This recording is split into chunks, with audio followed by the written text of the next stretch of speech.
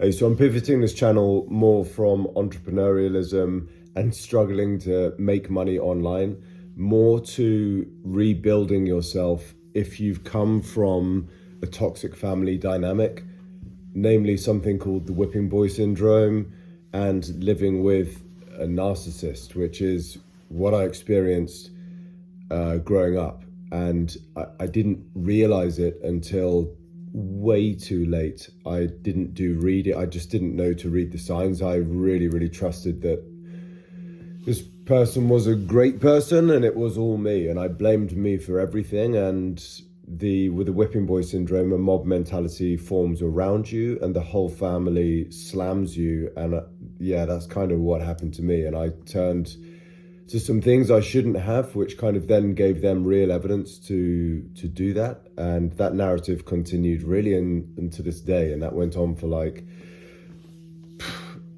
years, guys, like 20 years. When you have the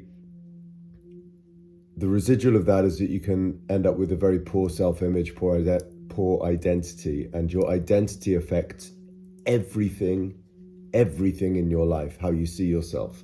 There's a book called Psycho-Cybernetics, which talks about this. There are other great books on identity. I mean, it's mentioned in James Clear, but there's actually a book I'm reading at the minute called How to Do the Work, which is in my bag, by Nicole LePera, mentioned by another YouTuber who's got a massive following called Hamza, and he speaks about his experience with complex PTSD. And anyway, I watched his video on trauma. If you look up Hamza trauma, I think you'll find it. There are two he did, and it's such an important video. But yeah, that book Nicole LePera speaks about as well. Our brain's job is to keep us safe and to keep us in alignment with what we are familiar with, even if it's harming us. So if you've grown up getting slammed by your family and told you're the black sheep, you're the prodigal son, and they've told all their friends in the community that you are this as well, you carry that into school, you then attract, you hang your head low. Is really, really, really damaging. And as hard as that is, I believe that not everything is our fault, but it's our responsibility because it's our life. So if you've experienced that, it's really, really tough. I did film another video where I went into much more detail about what happened, but I'm not sure I want to upload it. It's just a bit, it could come across as me maybe being victim minded, which I absolutely hate. Like, I abhor that. But it's a fine line between being averse to being victim minded. I've got a device here. I'll explain what this is in a second. I just received this yesterday, and it's linked to what I'm talking about. There's a thin line between being completely averse to being a victim and actually giving yourself grace and saying, well, no, actually, I did go through a bit of a rough time there and it's left me with some stuff I need to deal with. Like, if you just try and deny it all and say, yeah, it's really, everything's wonderful and I'm stronger for this, and there might be a place to say, no, actually, that was really tough, and I think that did affect me and it needs some attention, and I'm going to cut myself some grace on this. I'm going to talk about this book in relation to what I just spoke about. So here are a couple of things. I'll keep this video very short, as short as I can. Your identity, your self-image is incredibly, incredibly important. So if you've been raised in a family where you were slammed and shamed and put down and told that essentially that there's something wrong with you, how can you then expect to go out and make friends, to go out and get like a great girlfriend, to put yourself out there to build a business or go for a promotion if you're in a job? You can't. It's 100 times harder. And one of the hallmarks that going through that will leave you with is perfectionism and lack of self-belief. And they are two things which are kryptonite to being successful as a small business startup owner. You absolutely must believe in yourself. You must have belief, and that's cliche, but it's so true. You've got to have a growth mindset and believe that you can. that you might not be good at something yet. And that's really important, that last word. Carol Dweck's book, Mindset, is crucial for that. And then perfectionism, of course, is bad because you need to go through the dirty reps. You might not be good at something yet, but you've got to be willing to go through the dirty reps to get good. So you can imagine lack of self-belief, poor self-image and identity, maybe to the point that you're unable to speak to people without having a near panic attack.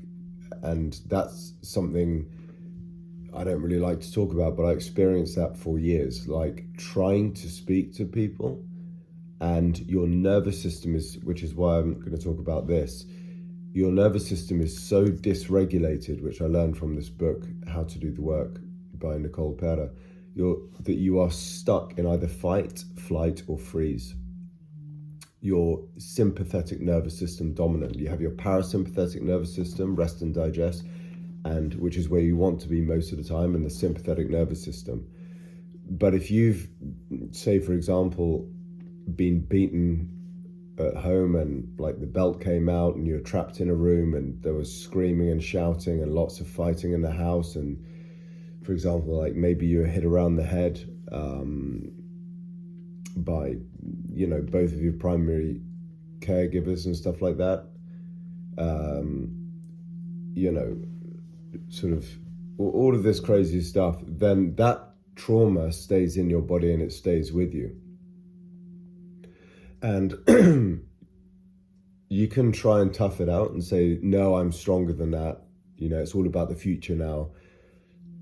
And again, I'll repeat, I definitely am not an advocate of being a victim and having a pity party and saying, oh, poor me, I can't do anything in life. No, I'm not saying that. I'm saying that you might need to acknowledge that, wow, I think, you know, this stuff inevitably would have really affected me. And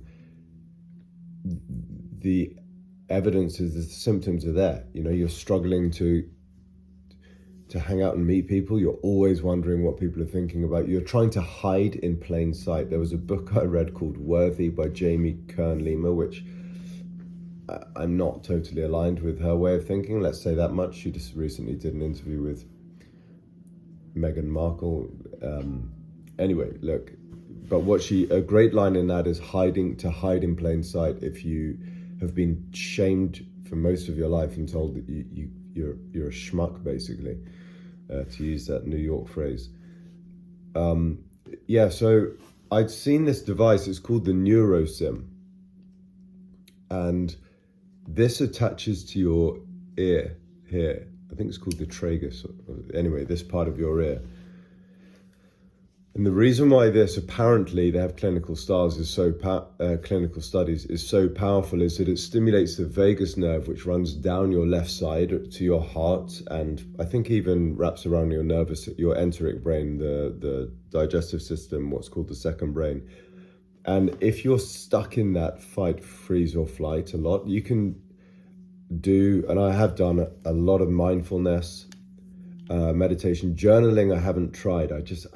Not really. I haven't given it a proper shot. I've found it there's a book called Scattered Minds by Gabor Mate. He's a trauma specialist.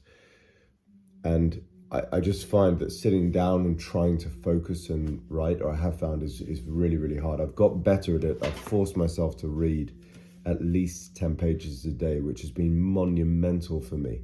When I first started, I couldn't read a paragraph. Really, I found it so hard growing up to read. My mind would wander to the point where I could literally, you know, and I have to take notes whenever I read, on everything. But say literally this paragraph here, I could read that like 5-6 times before it started to sink in. And part of that is what this book talks about, is perfectionism. It's being so afraid of making a mistake, because maybe the way you were raised, if you made a mistake, you were told that you failed and you are a failure. Like, see, identity. So this book is really great. He wrote Essentialism, which is about focusing on what's most important. But then if you're a perfectionist and you resonate with anything I've said, you've got to maybe consider reading this book. There are a couple of negative reviews, but if you're a perfectionist, I think is a must read. Let's get a screenshot here. Because that's for the thumbnail, sorry, for the YouTube thumbnail. Yeah, so I recommend that. I've just got this yesterday. I'm going to start using this device. You wear it for 30 minutes in the morning and the evening. I must say I did sleep pretty well last night. I used it only for 15 minutes. If you try it, be careful. I turned it up too high and there is a delay, and wow, it felt like someone sticking a needle through my ear, and then it's a delay to turn it back down, so you have to kind of endure it. Yeah, but it's apparently powerful stuff. So I will still be I do 10 minutes of mindfulness. I work out regularly. I take walks without my phone regularly. I've got that from Digital Minimalism by Cal Newport.